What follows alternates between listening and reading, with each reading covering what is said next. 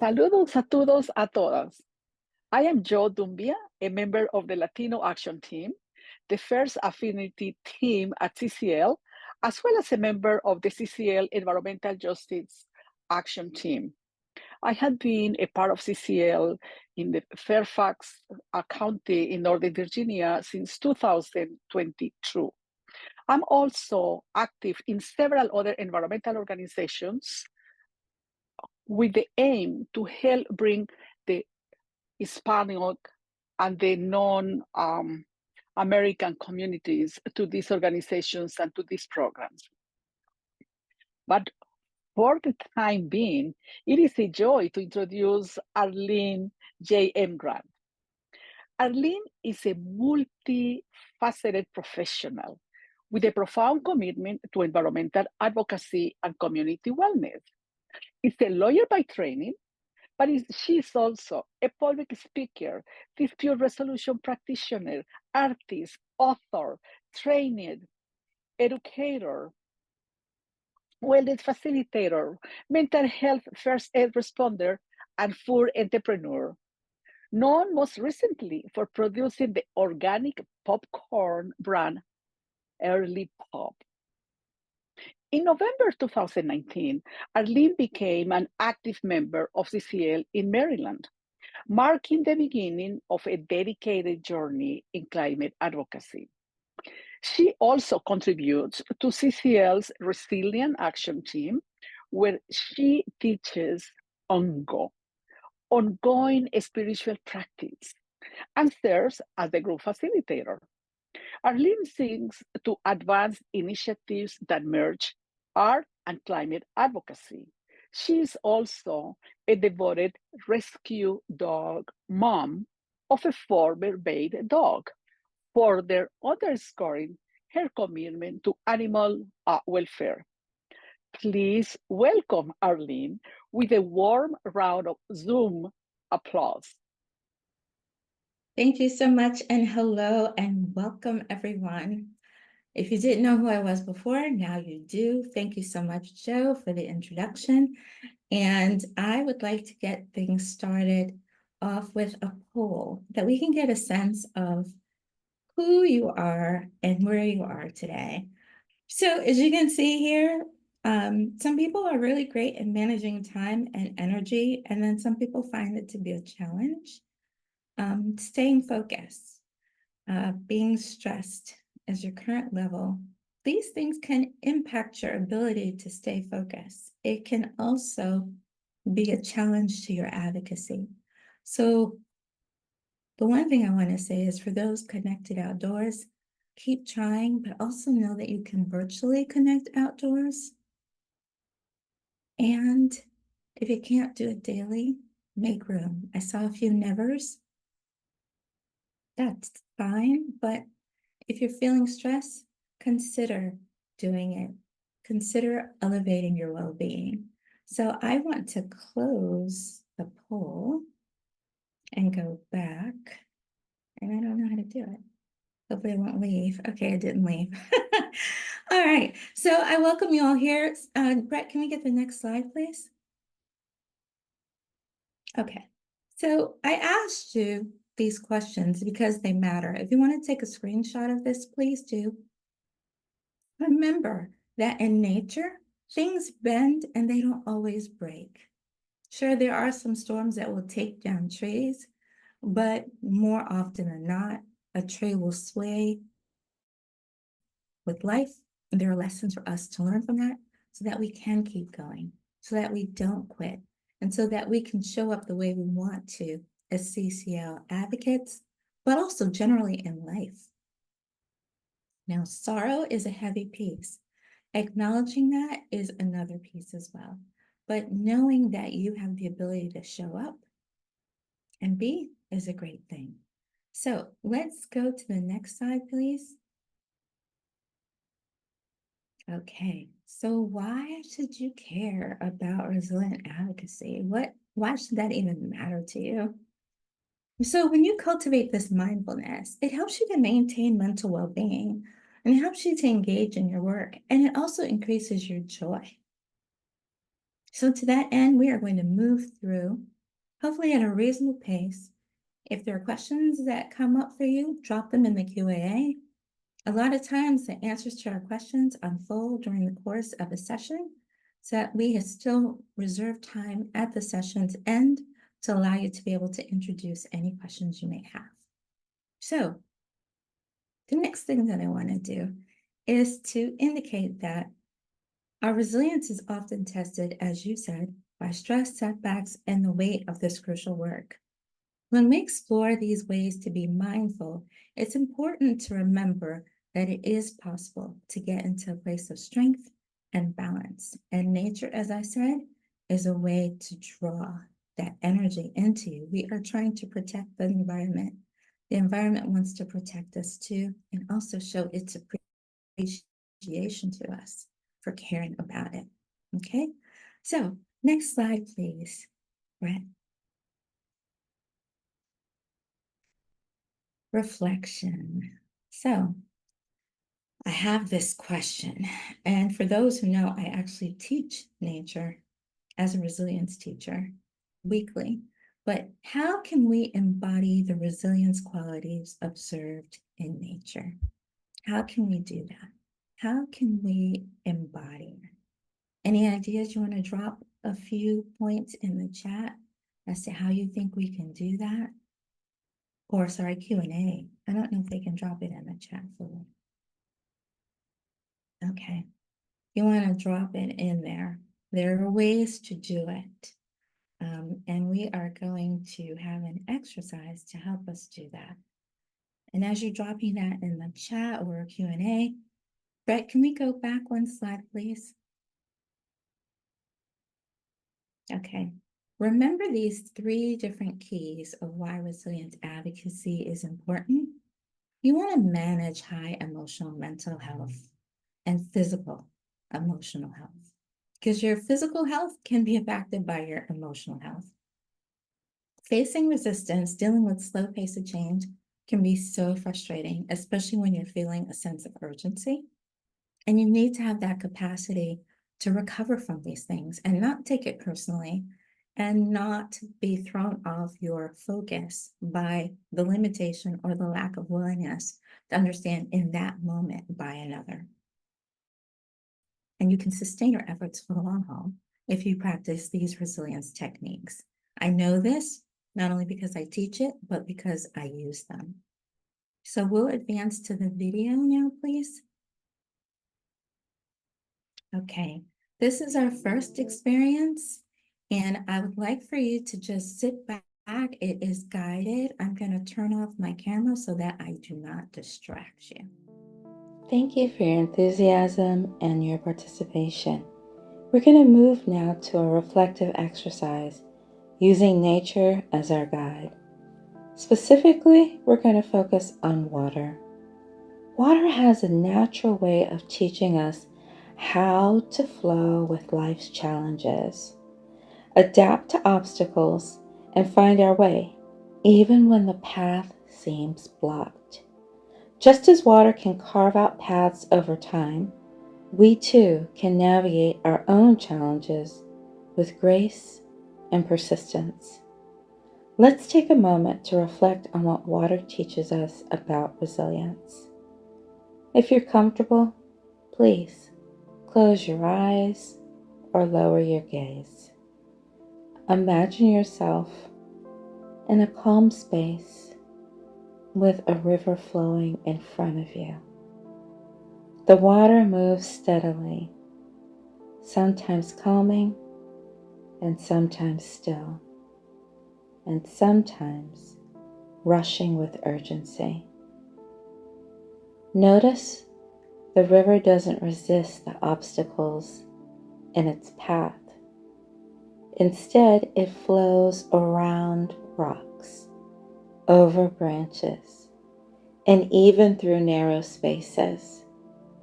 It might slow down at times, but it never stops. It finds its way, always moving forward, always progressing. letting that sink into your heart space. Reflect on ways that you, like the river, can adapt to the obstacles in your advocacy work.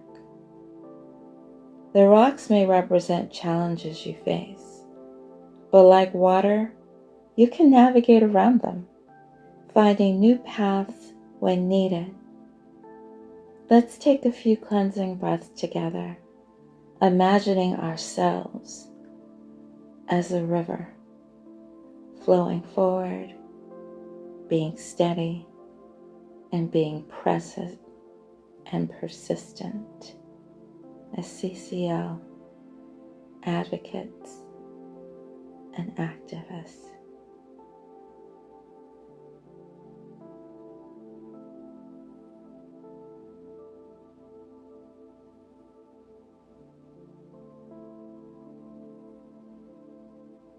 As you breathe, I want you to consider a few reflective prompts. Choose one that resonates for you. First, how can I flow more easily around the obstacles I face in my advocacy work instead of resisting them?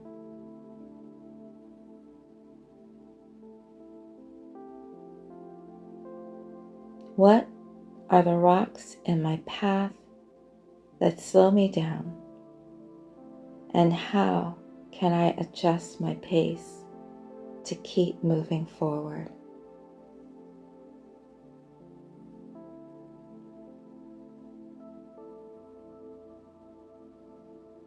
In what ways can I, like water, find new paths when the old ones are blocked?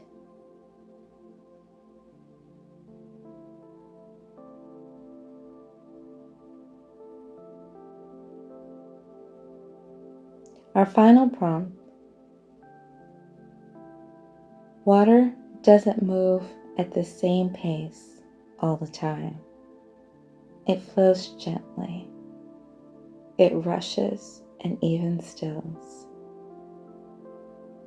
Consider the prompt: how can I allow myself to change pace as needed in my climate advocacy?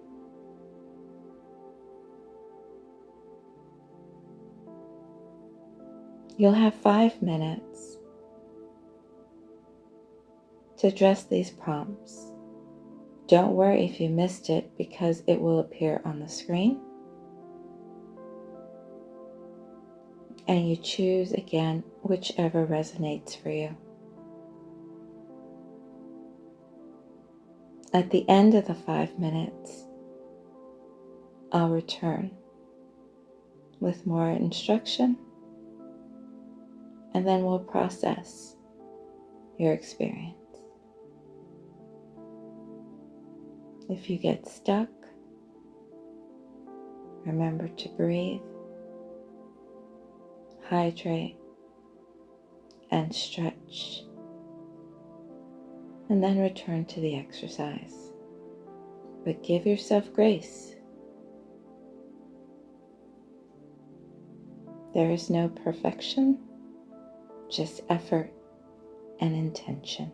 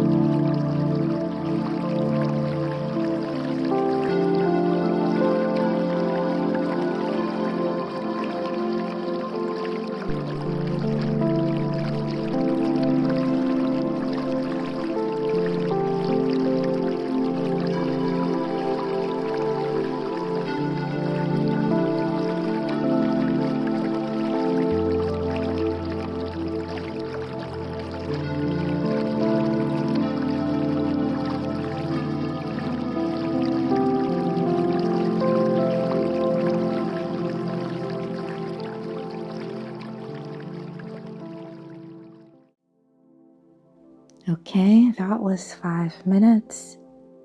It may have flown by or may have seemed like a little bit longer. Whichever it was, I applaud you in your efforts. Let's settle back in and reflect. Just as the river finds its way around obstacles, remember that you too can keep moving forward no matter how difficult the path seems. Advocacy requires persistence, but it also requires adaptability and patience. Allow yourself to flow with the challenges, to bend but not break, and to trust that, like water, you'll always find your way forward. Let's take another cleansing breath, inhaling through your nose, having gratitude for yourself, and exhaling through your nose. We're going to share now in real time, but I just want to thank you again for being here and for the important work that you do. You are like the river, steady, resilient, and powerful. Thank you. How was that? How was that? In the Q&A, if you have, oh, Brett, you're on the right side. You can go to the next one. Amazing. Okay, that came from Karina. Very good. These questions, this prompt, if you want to take a screenshot of this slide, please do. I want you to revisit these. Obviously, you couldn't have done all, although maybe you could have, depending, because we do have so many superstars in CCL.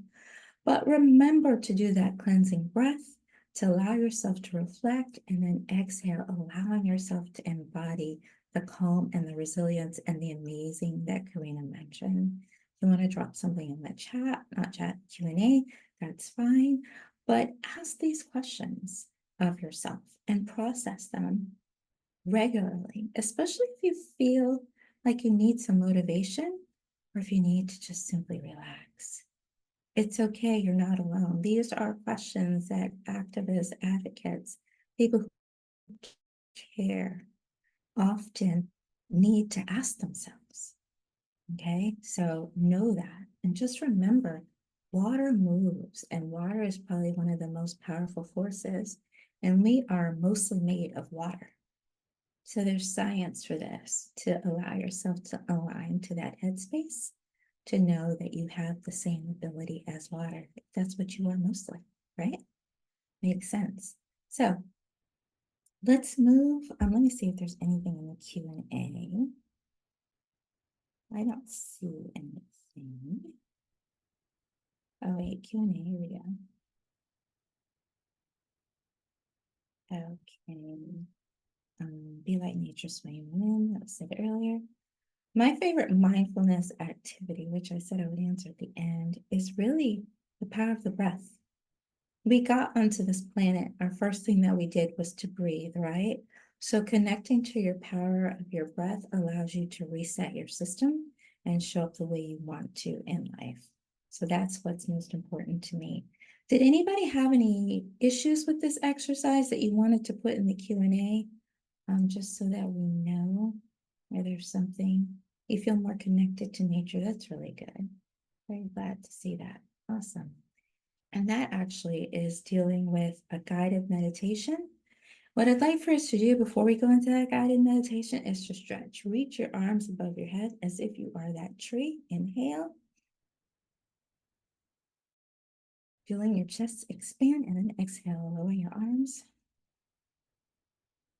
Inhale again, reaching up. And exhale, opening your arms. I like for you to stretch. If this is mirrored the way I think it should be mirrored, let's stretch to your left. Inhale. And then exhale to your right. Inhale again. And exhale to your left. One more time. Inhaling and exhale. Gonna come back to center. And your mind is wandering at times. It is normal for the mind to wander. One thing to do is to add movement. Remember we talked about swaying earlier? Add that movement, it will help you. And then also honoring the fact that your mind has wandered and say to your mind, I realize that you're wandering right now. I respect you, I honor you, and I'm going to honor my opportunity to meditate, to breathe, to focus and reflect, whichever it is that you're doing. And your mind will surrender to that. It's kind of like that child, our inner child, and not to say that we're children, but we all have inner child in us. You ever notice if a child is crying, mommy, mommy, mommy, mommy, and the mommy says nothing? When the mommy says, yes, baby, then the baby stops crying because they've been acknowledged, correct? It's the same thing with us. Acknowledge your feelings. When you process your feelings, in 15 seconds, you can move on. If you don't process them, it could take a lifetime to move on. That is science. So I'm glad for that question. Thank you, Craig. All right, so what I'd like for us to do now, we've just stretched, I'd like for you to hydrate. I teach a savor meditation. If you've ever been with me in a session, you may have seen it, but whatever you're drinking, give thanks to it and take your sip and don't swallow immediately. Just savor it and then swallow.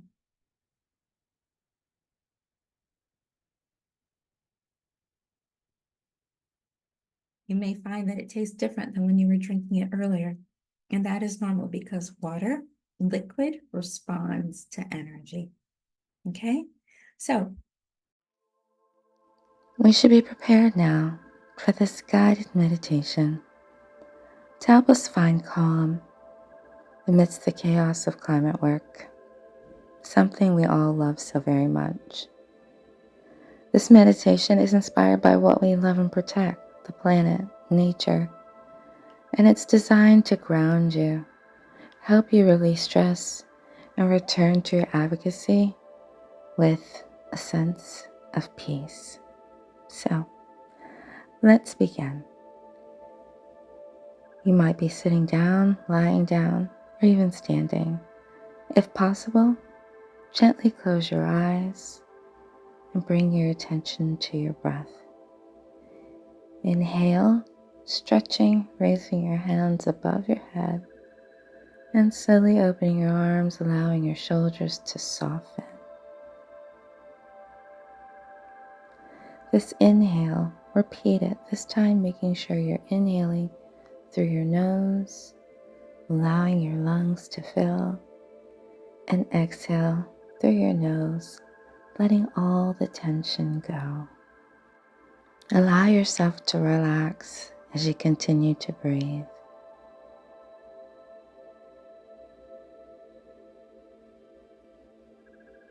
As you go deeper into a state of relaxation, imagine that you're in a lush forest. The air is crisp and the sounds of nature surround you. You might hear the rustling of leaves, the gentle flow of water, and feel the warmth of nature embracing you.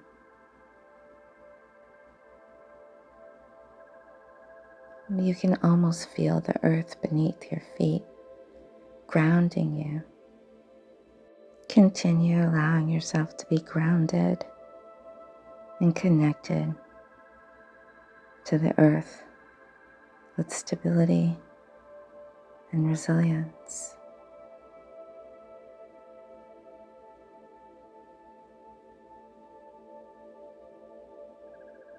As you breathe, your imagination takes you to this amazing tree for which you feel a deep connection.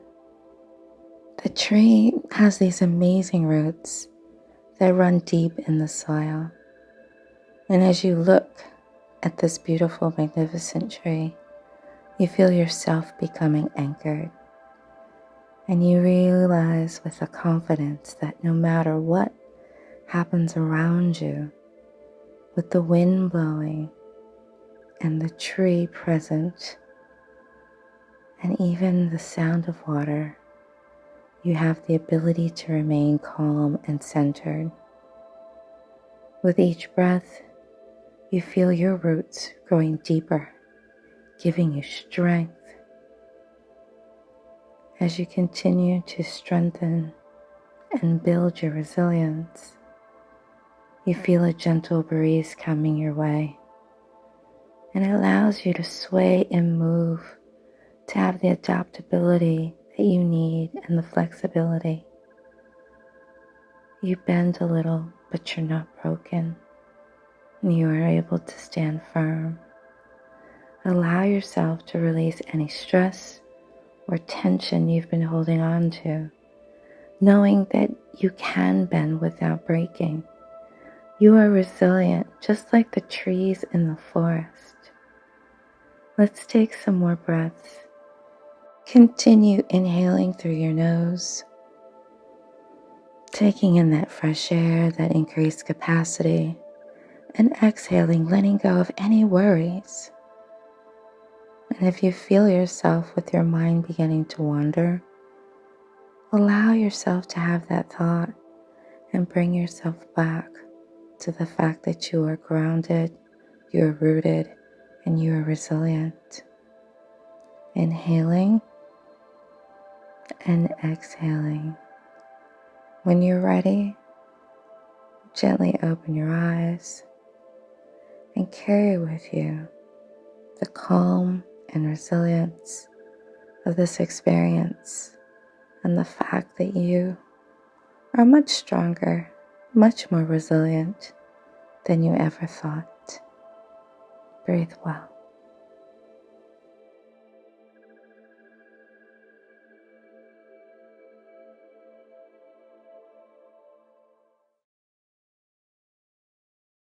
Inhale and exhale. I talk about inhaling and exhaling through your nose more so than through your mouth, although I'm going to teach you a practice that has you to exhale through your mouth, because typically inhaling and exhaling through your nose is better for you. If you want to drop a comment in the Q&A and let me know how that was for you, I'd like to know, because I'm real curious and sometimes nosy. I will like to incorporate these types of things because they empower us. The idea of a guided meditation is helpful for some because when your mind is being led down a path, it allows it to open up. Everybody learns different, right? There's the visual learner, there's the one who has to hear something, there's somebody who needs to see something. So my practice is more multisensory to engage you and even take you into places of nostalgia, which can produce calm and get you to feel more centered. We did a poll earlier. I don't have another poll, but if you feel better, thumbs up. You feel more resilient. I'd like to just kind of gauge to see how that is going for you. My hope is that it was helpful. If not, let me know, because even though I've been doing this so much, I still need to know. Breathing helped you so much. You feel so calm and relaxed. Very good. I'm glad to see that. That's the way it should be. So moving on to the next slide, please, Brett.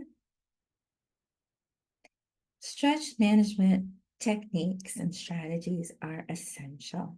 There are 4 that I wanted to share with you today, and the reason that I want to help you is because you're helping the environment and you're here for help. So the first is the physiological side. And this is a little bit adapted, but it's taking 2 quick inhales through your nose and then letting it out. That actually stimulates your vagus nerve, and so it helps you to regulate. You might find, like, if you have hiccups or different things like that, that in your stretch, that's your vagus nerve.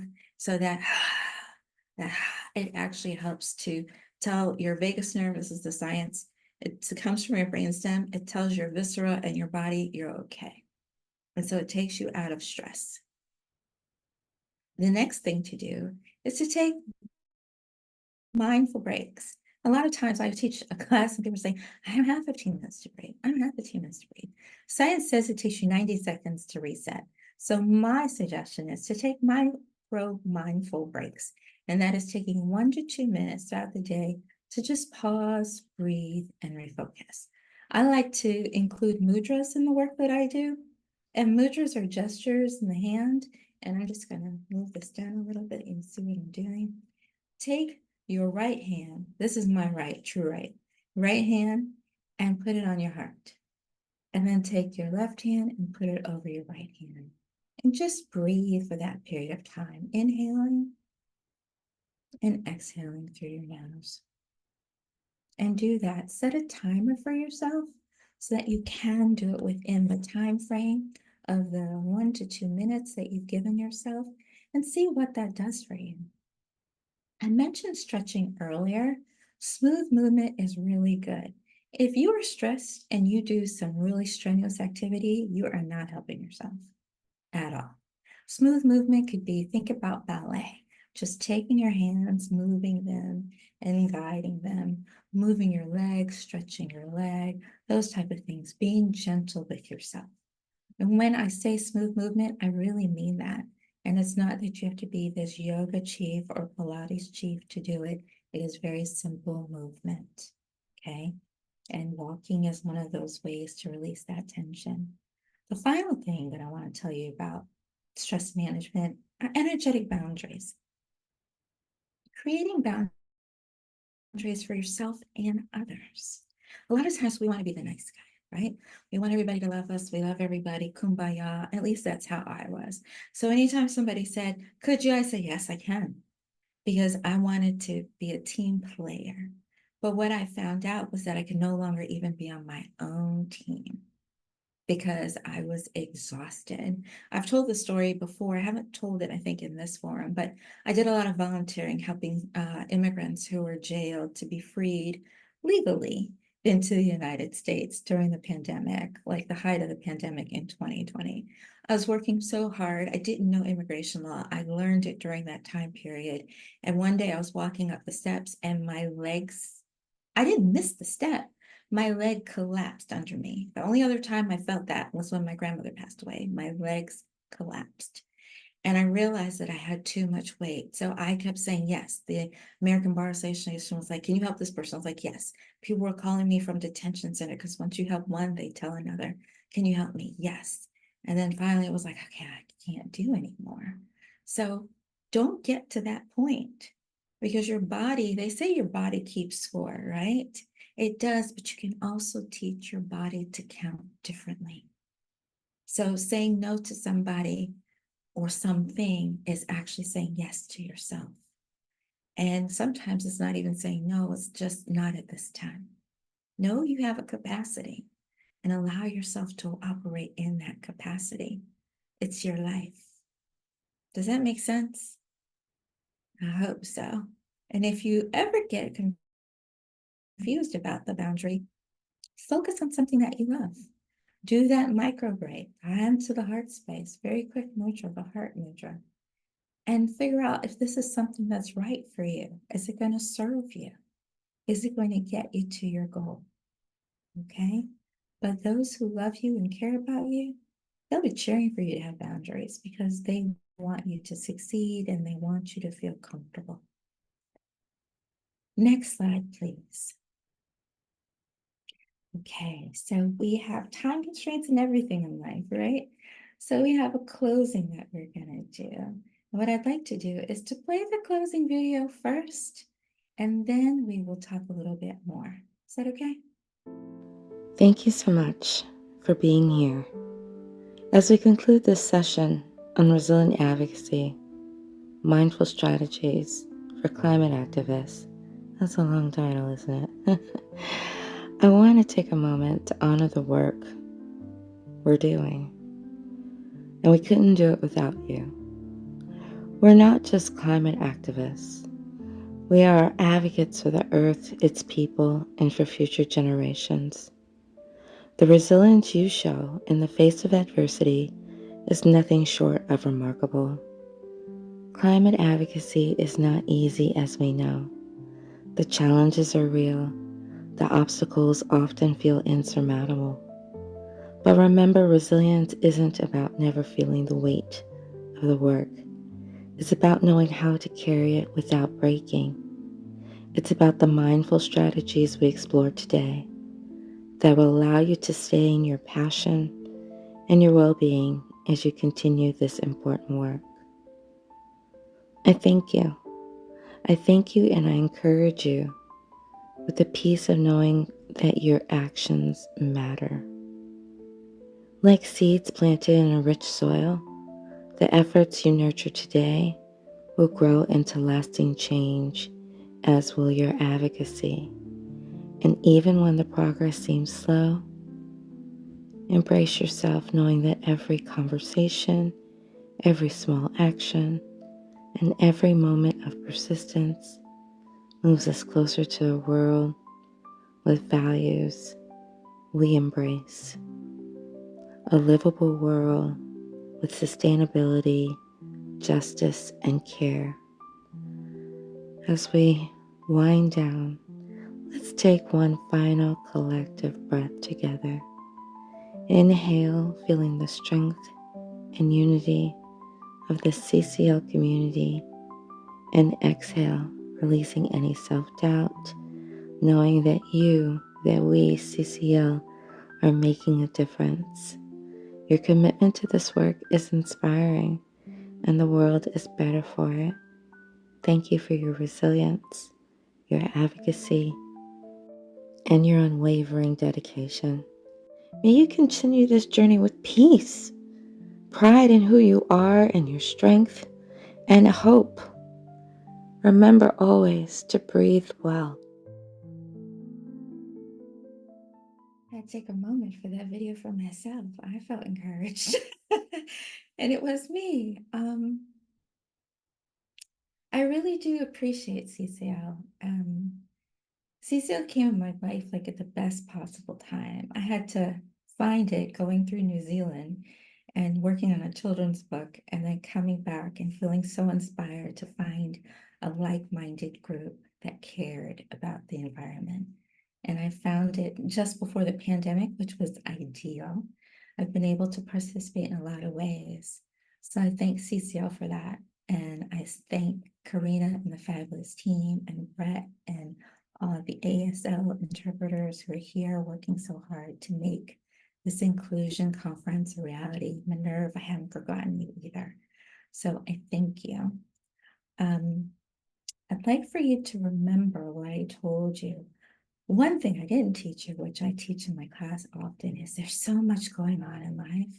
Sometimes we need to quiet things. Just put your hand to your eyes gently and inhale and exhale. You can do this during that 1 to 2 minute period, inhaling and exhaling, inhaling again and exhaling. Lowering your eyes for the sake of time. We're not doing 2 minutes, but you might find that your vision is better. Do you see things like, is the color a little bit brighter? It's shifted, it's changed. It should be, even in those 30 seconds roughly that we just did. And the reason for that is because we reset your central nervous system, okay? That is an important thing that you can do for yourself very quickly, all right? Next slide, please, Brett.